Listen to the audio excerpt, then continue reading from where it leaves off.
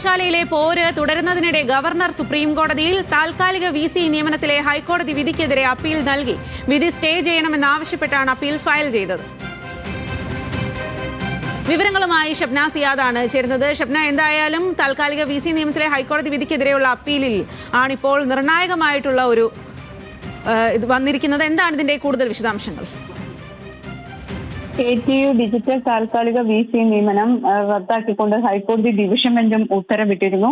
സർവകലാശാലയിൽ ഇത്തരത്തിൽ താൽക്കാലിക VCമാരെ നിയമിക്കേണ്ടത് ഗവർണറുടെ പട്ടികയിൽ നിന്നല്ല, സർക്കാർ നൽകുന്ന പട്ടികയിൽ നിന്ന് വേണം എന്നതായിരുന്നു ഹൈക്കോടതിയുടെ സിംഗിൾ ബെഞ്ചും അതോടൊപ്പം തന്നെ ഡിവിഷൻ ബെഞ്ചും ഉത്തരവിട്ടത്. ഇതിനെതിരെയാണ് ഇപ്പോൾ അപ്പീലുമായി ഗവർണർ സുപ്രീം കോടതിയെ സമീപിച്ചിട്ടുള്ളത്. മുൻ ഗവർണർ ആരിഫ് മുഹമ്മദ് ഖാൻ നടത്തിയ 2 നിയമനങ്ങൾ ഹൈക്കോടതി സിംഗിൾ ബെഞ്ചും അതോടൊപ്പം തന്നെ ഡിവിഷൻ ബെഞ്ചും റദ്ദാക്കിയിരുന്നു. ഇതിനെതിരെ ഇപ്പോഴത്തെ ഗവർണറാണ് സുപ്രീം കോടതിയെ സമീപിച്ചത്.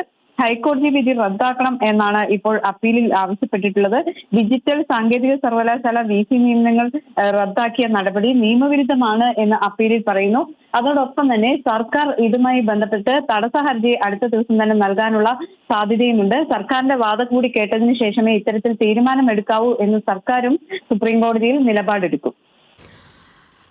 ഷബ്ന, എന്തായാലും ഗവർണർ ഇക്കാര്യത്തിൽ പിന്നോട്ടില്ല എന്നല്ലേ ഇതിൽ നിന്ന് മനസ്സിലാക്കുന്നത്? തന്റെ നിലപാടിൽ തന്നെ ഉറച്ചു പോകുന്നു എന്നുള്ളതല്ലേ ഗവർണറുടെ കാര്യത്തിൽ മനസ്സിലാക്കാൻ സാധിക്കുന്നത്?